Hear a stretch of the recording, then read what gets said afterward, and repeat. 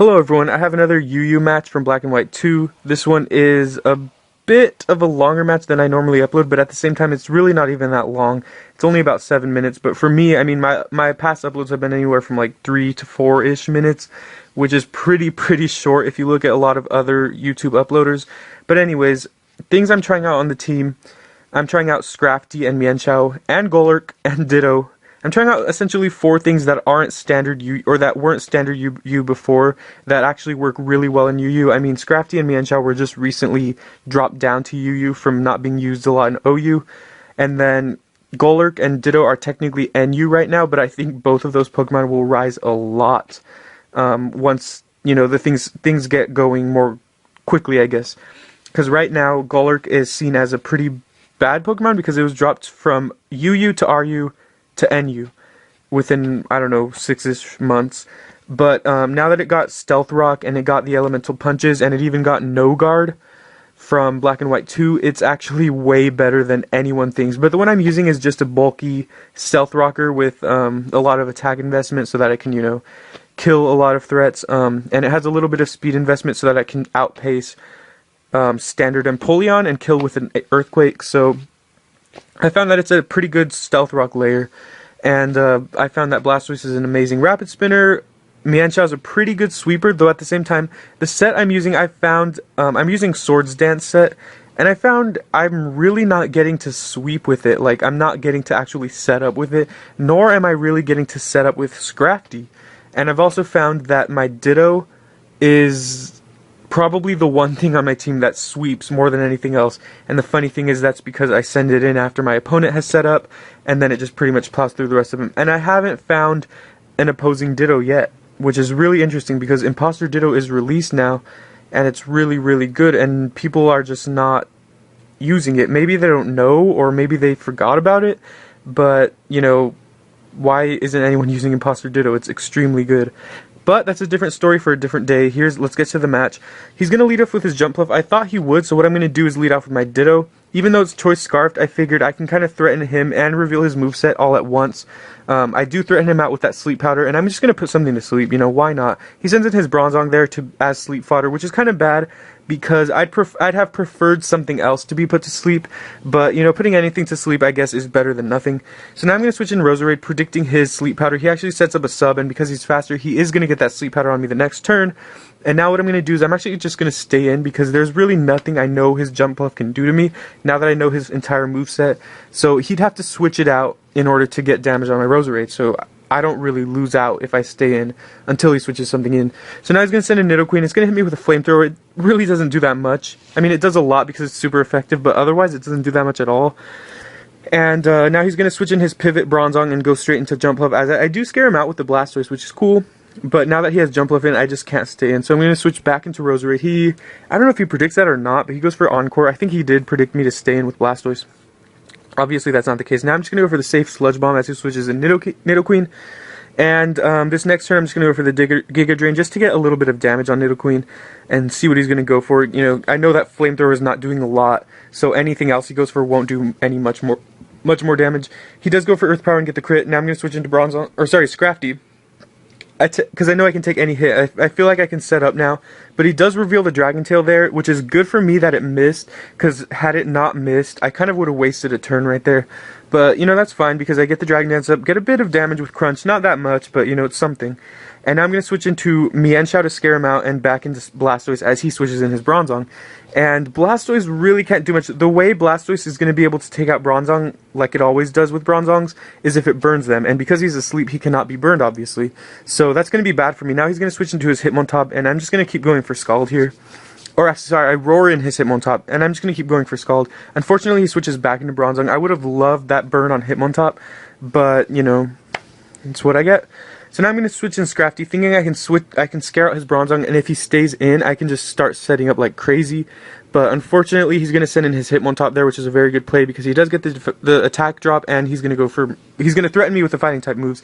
Now I go into Golurk. I can get at my Stealth Rocks for free now because he has no Rapid Spin. Well, sorry, he does have a Rapid Spinner, but Golurk is an amazing spin blocker to Hitmontop. So, you know, Golurk always wins against Hitmontop unless you're carrying like the Dark type move. But even then, Hitmontop only has Sucker Punch and Pursuit, neither of which are really extremely effective against Golurk. But here, as you can see, I set up to +2 with my Scrafty. He finally breaks out of the sleep and goes for a Stealth Rock, which is fine because he only has one Ghost type, and I do have my Blastoise. I just need to work around his Mismagius, and if I can, then I can hopefully spin away his Hazards. Hazards aren't a huge problem to this team, I mean Stealth Rock for that matter, but, you know, with the switches I'm probably going to be doing, I'm not going to really want them there. So I kill off his Bronzong right there, which is great. Now, he makes a pretty good play, goes straight into Mismagius. I can't believe I fell for that, but, you know, I couldn't really afford to have his Hitmontop stay in, and then me go for Crunch or something, and then him kill me with Close Combat. But either way, I do die. Very bad plays on my part, but you know, you learn from those mistakes. And now I'm going to go into Mienshao. I scare him out, which is great because that allows me to get up a Swords Dance. And at this point, Mienshao is very powerful. And I don't think he's going to go into his Mismagius because I do Speed Tie with him and I have that chance to KO with this powerful Stone Edge, which I do have. So I'm just going to kill his Nidoqueen with that super powerful high jump kick, Reckless boosted, Fighting Gem boosted, but I'm thinking of changing the set because it's not really working out as much as I'd like it to. Anyways, he sends in Jumpluff now, that's going to allow, or he's going to put my Mienshao to sleep. Now I'm going to just go into Roserade just because what else can I do? Now that his Nidoqueen is dead though, I know that I can get up a Toxic Spikes for sure, and even if he switches in his Hitmontop to spin them away, well, one, I have Golurk, and two, if I didn't have Golurk, his Hitmontop would still be poisoned, which is really good for me. So now he's actually going to really scare me because he sets up that sub, which reveals to me that he has sub Nasty Plot. So I'm going to have to hit him with that Giga Drain. And luckily for me, that does break his sub, but unfortunately he is going to kill me with that Shadow Ball. And now what I'm going to do, I don't know why I did this just yet. I just sent in Mienshao. I guess the reason I didn't send in Ditto was because I figured Mismagius has very good special bulk, and he is almost at full health, so my Ditto probably wouldn't kill his, but it's going to really scare me now because he's actually going to get behind a sub as he kills my Mienshao. But luckily for me, I know I can survive a hit with Blastoise. I kind of make a lame play there and go for Scald to break his sub instead of going for Roar, but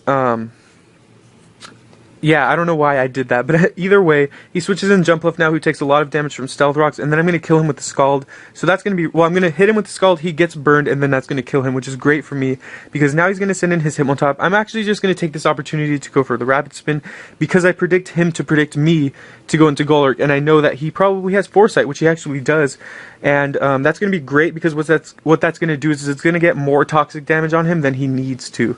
So what I should have done there was switched out to Blastoise again, as I predict him to go for Foresight, then switched back into Golurk, because that actually would have killed him completely and left all of my hazards on the field.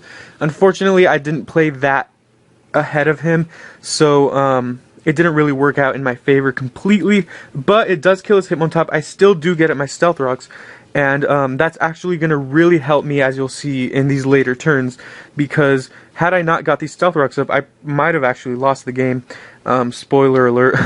So he's going to set up a sub with his Mismagius. I know I can break it with Shadow Punch. I know that if I stay in and go for Shadow Punch, even if my Golurk dies, I can guarantee his Mismagius won't get a sub up. And now at this point, I'm just going to go into Blastoise. I know I can probably take a hit, but again, if I can't, I can just send in Ditto and I'm just going to have to go from there. So luckily for me, he gets up a sub, and I'm going to roar him out, predicting him to either set up or go for sub. Again, if he killed me, that would have been, you know, I would have had to deal with it. So I'm going to roar him into Mismagius. He's going to take a bit of damage from the Stealth Rocks, and now I'm just going to Protect just to scout him.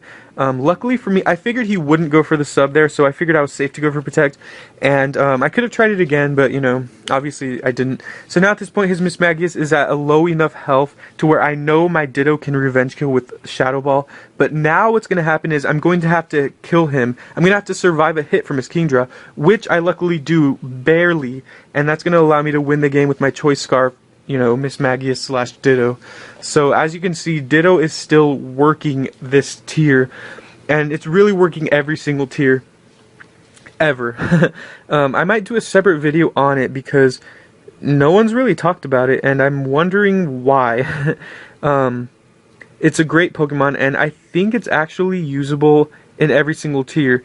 You know, I know they base the tiering systems on usage, but even if Ditto becomes very, very overused, I think it should still stay in...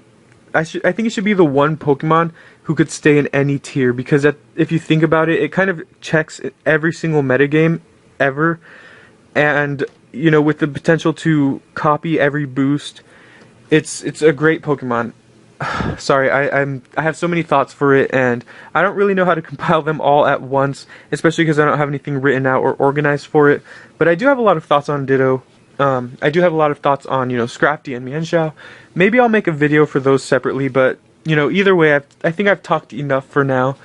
I like making videos though, so maybe I'll make another one soon. But, hopefully you all enjoyed this as much as I did. It's a little bit of a different match. I'm still trying to get back into my narrating game.